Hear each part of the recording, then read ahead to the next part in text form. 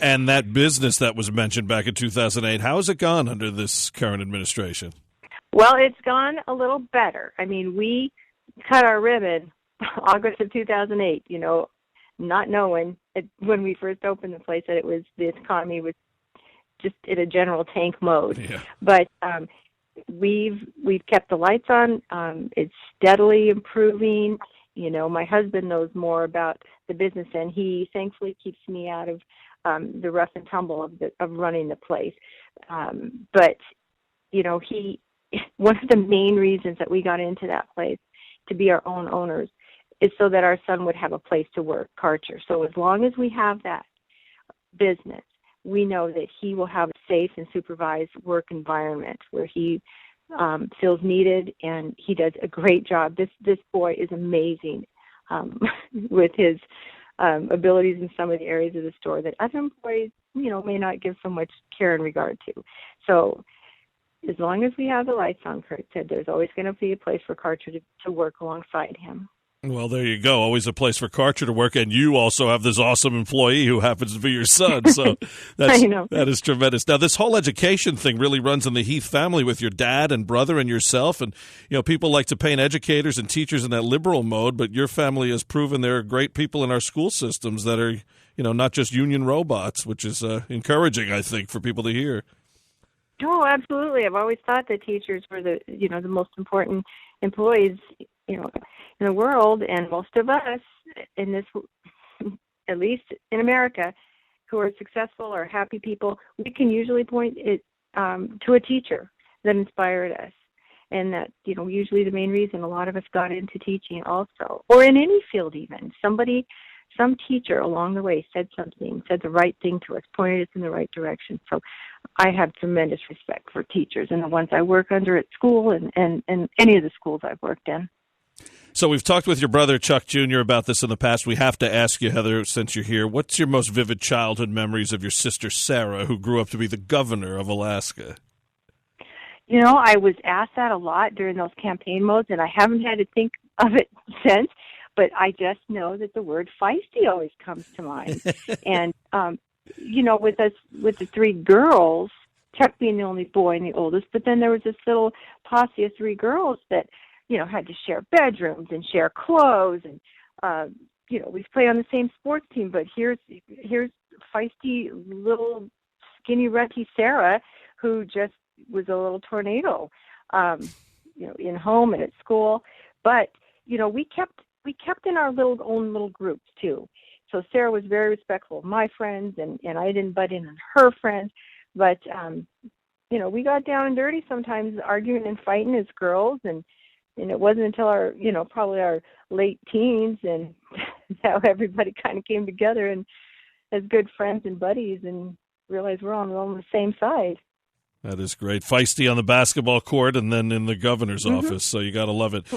You guys like to have superheroes in each house, it seems. Todd Palin, of course, with the Iron Dog and Stars Earned Stripes and all that.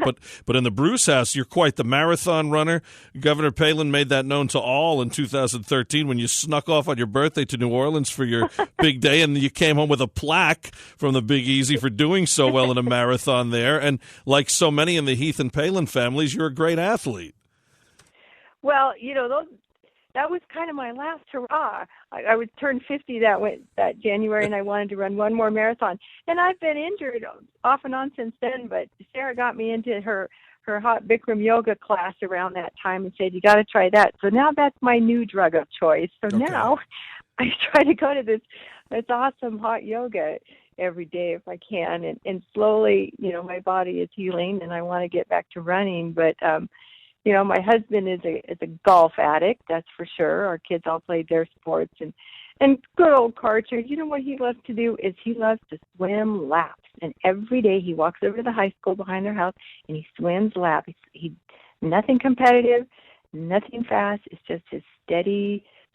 It kind of just like he did. I would describe his life. It's steady. It's predictable. It's it's the sameness, but he loves that. That is awesome. That is awesome. Well, listen, Heather, we appreciate you being here. God bless Karcher and your whole family. And before we let you go, what would you say to people who want to help in the fight against autism? Maybe people who don't know someone but, want to get out there and do their part, maybe learn more and lend a hand. How would you suggest someone goes about that? Well, look at the national organizations with a good reputation. The Autism Speaks. If they're in your area, we've done autism walks before. And if there's anybody in your school, too, these parents of children who don't have autism, if they know of a kid in their class and know that parent, if they can reach out to that parent, it can be an isolating kind of disability because no one wants to play with your kid, which then isolates the parents from some of the school activities and other school members. Reach out to those parents, too. That was the main thing that helped us was other parents giving us support. All right, sounds great. They like to call you Sarah Palin's sister. We're going to call you Karcher's mom, Heather Bruce. Thanks so much for being on the Palin Update on Mama Grizzly Radio. We appreciate it. Thanks. For more on the fight against autism, visit autismspeaks.org. This past week, Governor Palin was in Minnesota to break bread with the Great Safari Club, international hunters and conservationists. And after the visit, Palin wrote on Facebook, quote, "Now that was a great time with hunters and conservationists of the Safari Club International Lake Superior chapter in Minnesota.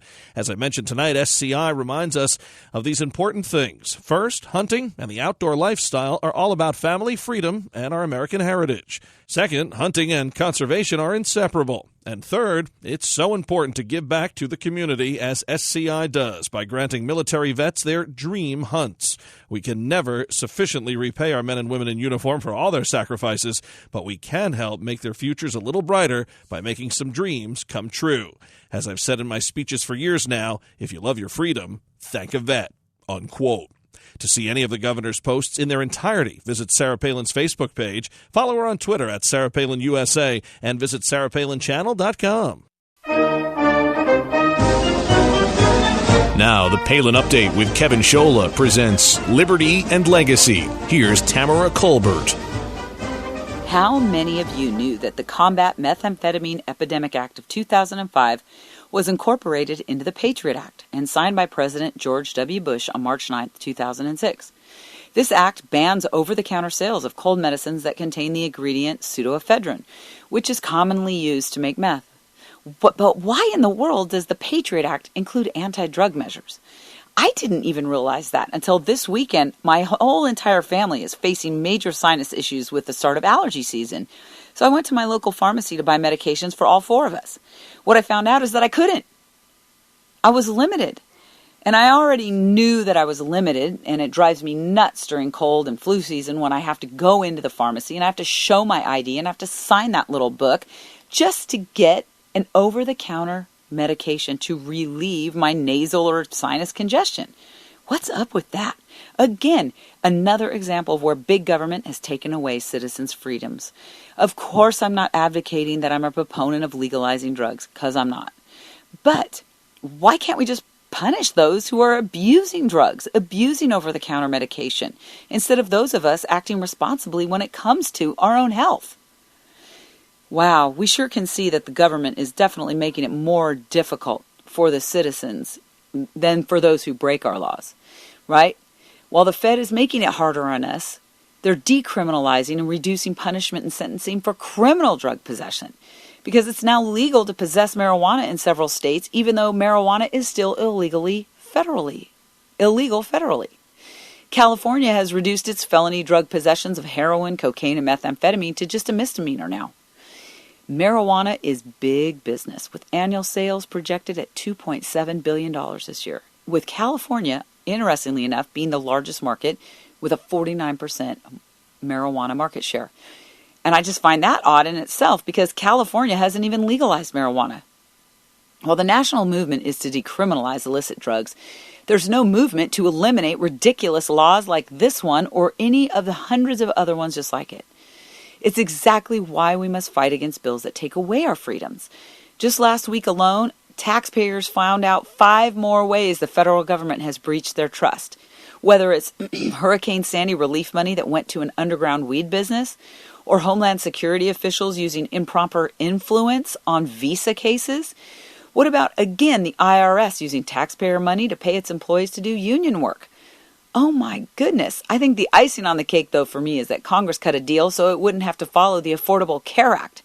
And once again, Congress takes taxpayer money to provide subsidies for itself.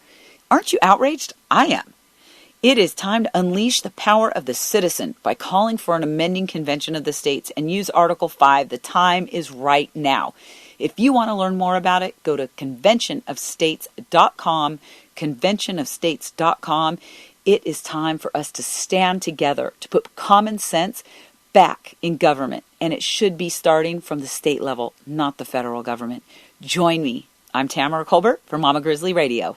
Tamara Colbert in Texas. Tune in for more Liberty and Legacy next week. And to learn about Convention of States, head to conventionofstates.com. Now our weekly commentary, Steel Resolve. Here's Sarah Steelman.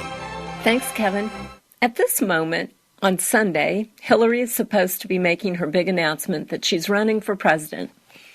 All the polls are speculating about what she is going to say. Will she be able to articulate why she is running for president? That's the big question. But it's not like we don't know why. No matter what major issues she articulates, we know what her solution is going to be. She will most likely talk about the struggling middle class and income inequality, immigration reform, and all the other progressively politically correct equity issues that she can name. It doesn't really matter what issue she talks about because, unfortunately, her solutions will be the same as Obama's: more government. But the economic problems have been created because of more government interference in the market. Our lack of economic growth can be attributed to more government regulations, increased government debt, a desensitized money supply created by the Fed, and uncertainty about the future. We do need bold solutions to our problems. Bold solutions come from unleashing the creativity and the entrepreneurial ability of our citizens, not by chaining ourselves to bigger governments and more bureaucracy. So, unless Hillary has had a massive ideological brain transplant, we know what ready for Hillary means: ready for more government. This is Sarah Steelman for Mama Grizzly Radio. Tune in again next week for another segment of Steel Resolve right here on the Palin Update.